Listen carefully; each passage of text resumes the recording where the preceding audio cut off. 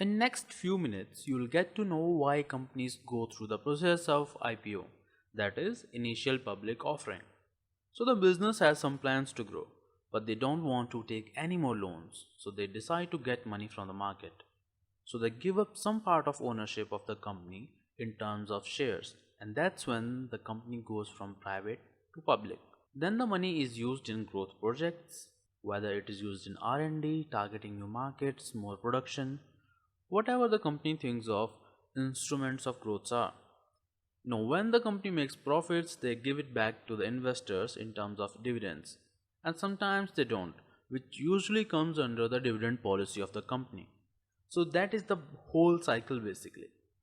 So when you decide to get share of the company or think of any kind of investment in share market, always look for the business model of the company. What are their plans for the future?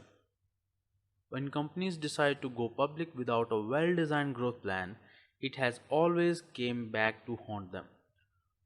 Paytm went public, wanted to get money from the market, but public didn't know about their future plan or didn't trust their business plan. That is why their IPO was a kind of failure.